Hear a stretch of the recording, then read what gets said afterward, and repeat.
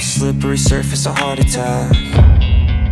And sometimes you just gotta believe there's something that'll give you relief. There's something that'll have what you need, what you need.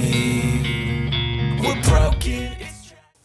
Okay, one thing that I've seen a lot recently is everyone is trying to mimic or copy what Jet Lawrence does. And there is nothing wrong with that. If you can ride as close to Jet Lawrence as you can, more power to you. You will be a better and safer rider.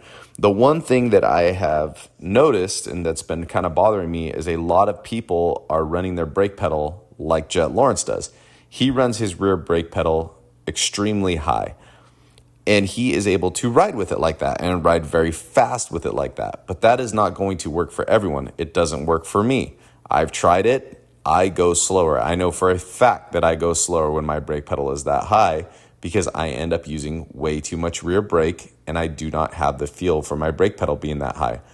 When it is high like that, though, it is nice to ride with it high like that because you can practice using correct form and be in the correct attack position. But I'll talk about that in another video.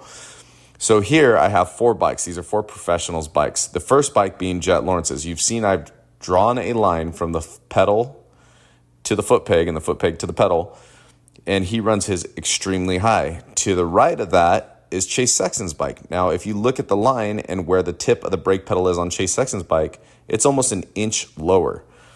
And then move over to the third one, that's Blake Baggett's bike. That's even an inch or so lower than Chase Sexton's brake pedal. And then move all the way to the far right is James Stewart's bike, known as the fastest man on the planet.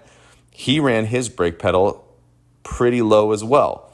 And if you look at Carmichael's bikes, he ran his brake pedal pretty low as well. So there is no wrong or right way to put your brake pedal. It's going to be something that you have to test and find the placement of it that you like the most. So don't just because someone says put it a quarter inch above the foot peg, just sit it there and then just ride with it, because you'll learn how to ride with it, but will you be as fast as you possibly can be, or are you going to be using too little brake or over braking? In my case, when I put my brake pedal up like Jet Lawrence, I over brake. And one thing you need to consider is the size of your foot.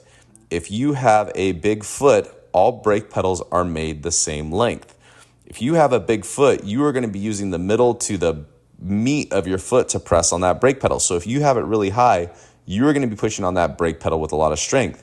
If you have a size 8 boot, you're going to be using your toes on the brake pedal. So you're going to have a lot more feel and finesse when you are applying the rear brake. So just because Jet Lawrence runs his rear brake high, yes, that may work for you. Try it. But don't also discount all the other places to put your brake pedal. Figure out which way works the best for you. And in this next picture is a video or a picture of my bike.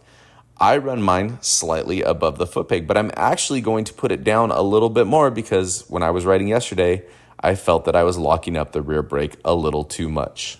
Okay, so in summary, do not just get your bike from the dealership, look at the brake pedal and say, okay, that looks good, because you will be able to ride with it in the position, but will you be able to ride as fast as you possibly can? I know for a fact that I go faster when it's on the lower side than the higher side, but you may be able to go faster with it on the higher side.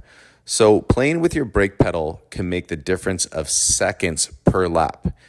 Play with your brake pedal, find the position where you feel like you can go the fastest into, through, and out of corners, and where you're not locking it up, where you're not over braking, and you're carrying as much momentum as possible around the track. It takes time, it takes testing, it takes practice, but don't discount the level of your brake pedal as a tool that can make you go faster on the track.